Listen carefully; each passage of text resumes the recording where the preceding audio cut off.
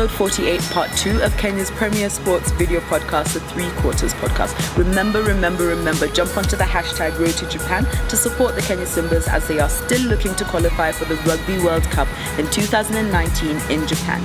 And as we are all about promoting sports and sports travel, we've partnered with Moran Sports and Travel to give you the super offer for the Dubai Sevens on the 1st and 2nd of December. So for only $999 you get the full Dubai experience over and above the rugby, which is your desert safari, your nighttime barbecue, and your Dow cruise. This and a lot more coming up on your screen.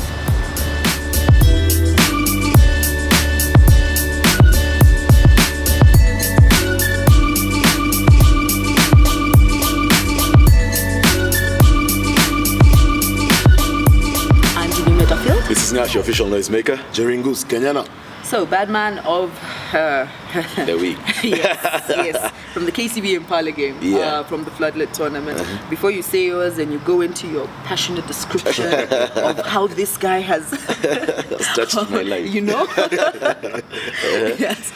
Mine would be Xavier Kipng'etich. Yes, I'm sorry, these names. Yes, from Impala.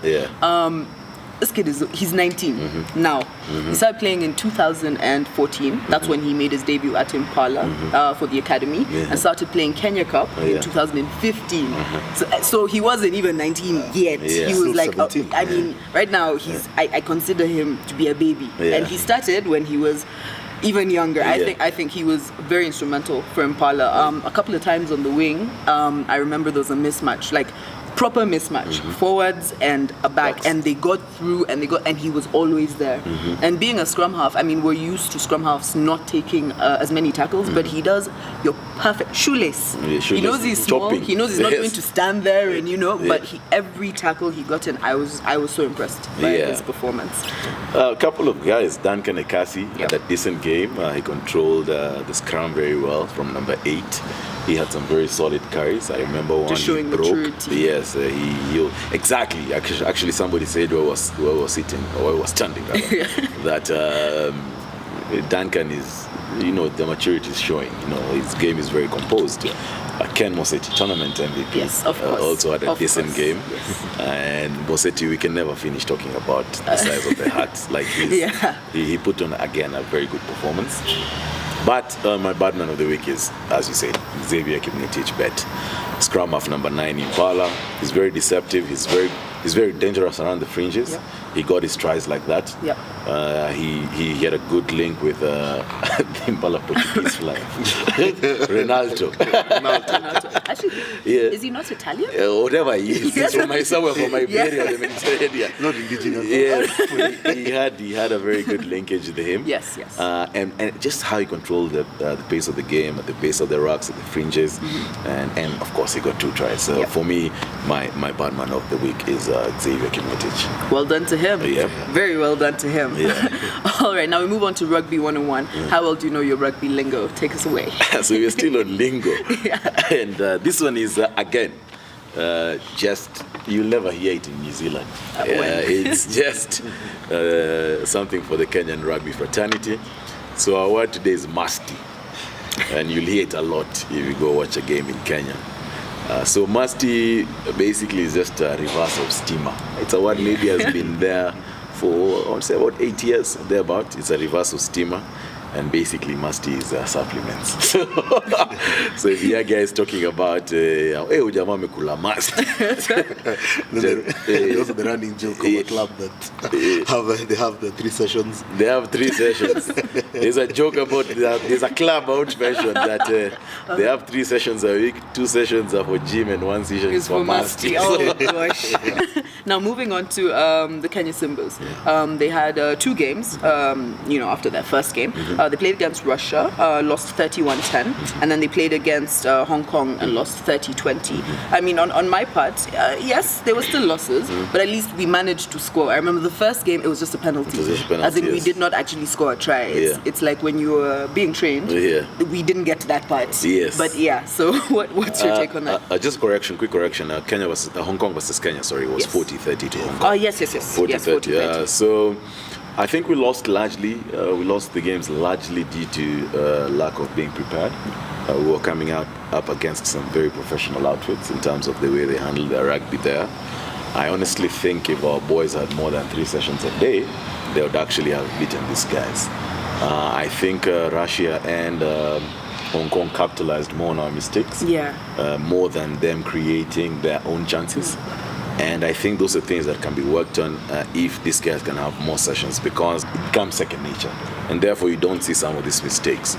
Some notable performances. Nate Simiyu recovered from day one. From the disaster start. He had an excellent game when he came on as a substitute against Russia. Of course, scoring our only try. And he had a decent game at first 5 against Hong Kong. Leo Seje had an excellent tournament. But also really improved. He's really improved. But also there are a couple of guys who I think some work must go into, and especially from a fitness perspective. And this one really pains me because of what he's done for Kenya Rugby, and he's a personal friend. But I think we might be overusing Wilson Kopondo to the point where he's not being as effective as he was he's not being as effective as he was before he got injured. We did not see. Wilson, whoever you talk to was played with Kopo, they'll tell you the leadership aspect he brings, and he's able to get that from you guys. He might be important in terms of that, but I think we need to manage his playing time, and we need to really work on his. I think he was rushed back from injury for the Rugby Africa Gold Cup. And I think we really need to work. They need to work on to get him to a point where he gives you 80% intensity throughout the whole game. So all in all, I think it was a good tournament. I remember reading one of the comments from somebody who's saying that Pavata must go now, Jerome Pavata must go, and our local coaches can do something. And I'm like, look, we're in Hong Kong because of what Jerome has done. The reason why Kenya got called up by the Hong Kong Rugby Union is because they felt that previously it used to be Zimbabwe. And the Hong Kong Rugby Union feels that we are better now than Zim. We have gotten to that point because of what Jerome has done in the last 5 years. So come on, guys, let's be real. He's been a great service to Kenya Rugby. So I think this is good exposure, and it gives good exposure to guys. And then we just hope now it's a good platform for coming qualifiers next year. Just a player to note before you start is Martin Owila. After Joshua Chisanga got injured, and we realized we can't use him anymore. I think he really stepped up playing 8th man. Did a decent job. I think that was very well done for him. And that you mentioned Owila, I think I'd mentioned Oliver Mangini, especially on his defense. This guy was especially the game against Russia. I think he had a lot of tackles. Guys were not going through him at all. Musonye Elkins had a very good game coming in for Chisanga. I think, as Nashuk mentioned before, if we can get the basics right, the small things, the knock-ons, how many knock-ons were there? Those are just small things that we should have. I think polish should not be happening as often. Yes, we understand. A game cannot go the full 80 minutes on a knock-on, but let them be at least kidogo. And then I'd like to highlight Biko's kicking against Russia. I think it's really improved. The guy really had a brilliant game up until Neto, yes, of course, came in for him. So, as you said, Nash, again, I just reiterate on it. Once we polish up the small things, I think we'll get the good exposure for Kenya. In a way, I'm glad that we didn't win, so that it gets to our hands.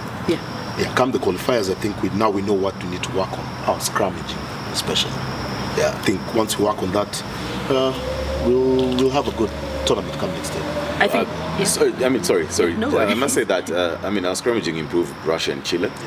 Dennis Karani and Oscar Sorano, I think that they're excellent at scrummaging. I also want to add Oliver Mangeni in the lineout. In fact, even the commentator said he has not lost a lineout this World Cup of Nations. Lineout generally. So Oliver Mangeni also brought some discipline in terms of the lineout. So I think he also had a good time. And just before we move on to international rugby, I want to know what you guys think about. Our defense. I don't think our defense is really our big problem. I think we actually did pretty okay on our defense. At some point, yes, you guys get tired. We understand that. But our attack, I think, is where we really need to. I think we worked, in my opinion, we worked so hard on our defense, and then our attack just was. I mean, from the first game, it was non-existent. We it just wasn't happening for us. It got better as we went along. But what do you guys think? Good teams are built with defense. Yeah. Therefore, I don't really have a problem with Labib coming in, the defense coach, and working on our defensive patterns and our defensive structure. And we look, like even as the commentators were saying, Kenya never have a problem in attack. Yeah. We will always get our attack right at some point. If we have our defense good, we'll always have our attack going. Look, 1-2, the breaks Seje had, Vincent Moses try versus Hong Kong, So let's get the defense right, which I think we are getting there. Yeah, I think and then we can build on that and set up a good platform for attack. Okay. Yeah. All right, so moving on to international rugby, the big, let's say, shocker for everyone is, I mean, everyone thought South Africa was going to get the 2023 We even talked about World Cup. it. Everyone was so excited. He booked a ticket, but then it went to France. So, what's your take on that? It's shocking, as you say. I was even watching. I was watching when they were announcing the bid, and France's team had former flyer Frederic Michalak, former second row Sebastian Chabal. They also looked shocked. Okay. It's like they didn't expect it. So anyway, World Rugby Council has decided that it's going to go to France. It's unfortunate, I think, for me, because look, it was just in France the other day. I even remember the World Cup. I even remember the first game, 2007. It's just the other day. Yeah. But look, it's been set. So what do we do? It's going to be in France in 2023. Start making your plans for France. I think it was more of financial issues that the World Rugby decided to go with France because it made more business sense for them. Yeah, I was laughing how South Africa they were mentioning on the media, online, that not a single African vote went for them, towards them. Oh, wow. Okay. Maybe they should check about that. I know, Yeah, but yes, France it is. Let's go see the French, how they'll treat us. Yeah. Wingus, Really? All right. Now, moving on to international autumn tests, week 3. We had just the ones that we're going to highlight are England, Australia, 32-6 in favor of England. Scotland, New Zealand, 17-22 in favor of New Zealand. Ireland, Fiji, 23-20 in favor of Ireland. And France, South Africa, 17-18 to South Africa. You should say KCB there. I know, I was going to be like, well, those scores look familiar. I'll say it very quickly because I think we're short on time. England versus Australia, perfect performance by England. Jonathan Joseph at outside centre had a very good game. George Ford at number 10 was very good. Scotland versus New Zealand, excellent try by Buden Barrett off an offload by Sonny Bill Williams. They had a very good game. Ireland versus Fiji, 3 points. Yeah. Fiji really pushed Ireland. France versus South Africa, decent performance by South Africa, able to grind a win away against France and maybe get one over France now that they didn't get the World Cup. England versus Australia, I think and a bit unfair for Cattlebill to be sent off. I don't think that was intentional. Finally, yes, as you said, they say finally grinding a win against France. A decent showing from Scotland against New Zealand. So yeah, let's wait for the last of the test matches that are about to happen. I hope you guys got those games as well. But anyway, remember you can like our page on Facebook, follow us on Instagram, and subscribe to our YouTube channel. I'm Danina Duffield. This is Nyash, your official noisemaker. Jerry Ngus, Kenyana. See you in part 3.